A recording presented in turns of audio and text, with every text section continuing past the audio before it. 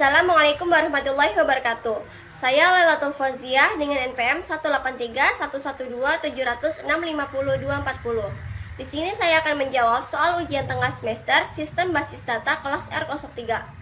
Untuk jawaban nomor pertama yaitu arti penting sistem pengolahan data berbasis komputer menggunakan aplikasi sistem basis data bagi UMKM. Sistem basis data merupakan aspek yang sangat penting di dalam sistem informasi karena berfungsi sebagai gudang penyimpanan data untuk diolah lebih lanjut lagi. Kemudian sistem basis data menjadi penting karena dapat mengorganisasi data, kemudian menghindari duplikasi data dan juga menghindari hubungan antar data yang tidak jelas dan juga update data yang rumit. Kemudian semua akses basis data tersebut akan ditangani oleh DBMS atau Database Management System. Database Management System ataupun DBMS menjadi lapisan yang menangani atau menghubungkan basis data dengan program aplikasi untuk memastikan bahwa basis data tetap terorganisasi secara konsisten dan dapat diakses dengan mudah. Selanjutnya yaitu nomor 2, yaitu tentang model data berbasis objek. Model data berbasis objek merupakan himpunan data dan relasi yang menjelaskan hubungan logik antar data dalam suatu basis data berdasarkan objek datanya. Model data berbasis objek terdiri dari 3 jenis. Yang pertama yaitu entity relationship, kemudian yang kedua ada binary model, kemudian yang ketiga ada semantic model. Entity relationship model adalah suatu model untuk menjelaskan hubungan antara data dalam basis data berdasarkan suatu persepsi bahwa real world terdiri dari objek-objek dasar yang mempunyai hubungan atau relasi antara objek-objek tersebut. IR model atau entity relationship model berisikan ketentuan atau aturan khusus yang harus dipenuhi oleh isi database.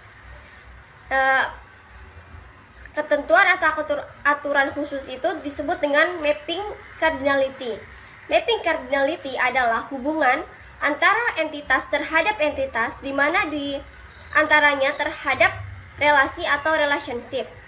Yang kedua adalah binary model. Binary model adalah sebuah model data yang memperluas definisi dari entity, bukan hanya atributnya, tetapi juga dengan tindakan-tindakannya. Kemudian yang ketiga ada semantic model. Semantic model adalah salah satu jenisnya di mana relasi antar objek dasar tidak dinyatakan dengan simbol tetapi dengan kata-kata atau semantik. Semantic model hampir sama dengan entity relationship. Hanya saja di semantic model tidak menggunakan simbol tapi menggunakan kata-kata. Selanjutnya adalah nomor 3, yaitu pengelompokan pernyataan-pernyataan yang ada di dalam SQL. Yang pertama ada DDL atau Data Definition Language yang berfungsi untuk mendefinisikan atribut basis data, table, atribut atau kolom, kemudian batasan-batasan terhadap suatu atribut, serta hubungan antar table. Perintah-perintah yang ada di DDL atau Data Definition Language yaitu ada pertama create. Di sini create bisa menggunakan untuk create database ataupun create table. Untuk create database yaitu untuk membuat database. Sintaksnya yaitu create database, nama database. Kemudian yang kedua adalah kita bisa membuat table dengan perintah create table.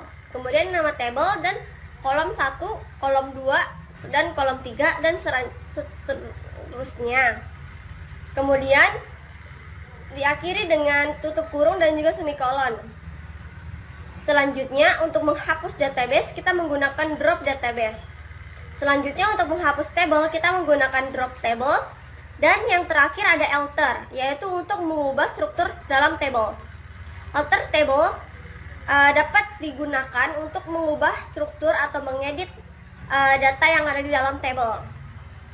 Selanjutnya adalah DML atau Data Manipulation Language, yaitu yang berfungsi untuk memanipulasi data yang ada di dalam basis data. Kemudian yang ada perintah yang ada di dalam DML adalah insert, yaitu untuk menambah baris pada tabel. Kemudian ada delete, menghapus baris pada tabel. Select adalah menampilkan isi dari suatu tabel yang bisa dihubungkan dengan tabel yang lainnya. Kemudian yang terakhir adalah update. Update digunakan untuk mengubah isi beberapa kolom pada sebuah tabel. Selanjutnya yang ketiga adalah DCL atau Data Control Language, yaitu sebuah subbahasa SQL yang berfungsi untuk melakukan pengontrolan data dan server database-nya. Di DCL ini ada dua, yaitu grant dan juga revoke. Grant digunakan untuk memberikan izin atau hak akses oleh administrator server kepada user. Hak aksesnya yaitu berupa hak create, kemudian select, kemudian delete, dan juga update. Untuk revoke sendiri yaitu untuk menghilangkan atau mencabut hak akses yang telah diberikan oleh administrator kepada user atau pengguna. Untuk nomor 4 yaitu tentang fungsi aggregate. Yang pertama yaitu adalah count. Count digunakan untuk menghitung jumlah record. Berikut adalah contohnya. Kemudian yang kedua adalah sum. Sum digunakan untuk menghitung total nilai dari kolom tertentu. Nanti saya akan menyisipkan contoh dari penggunaan sum, count, max, dan min, kemudian AVG atau rata-rata. Untuk max sendiri yaitu digunakan untuk menampilkan nilai tertinggi dari suatu kolom.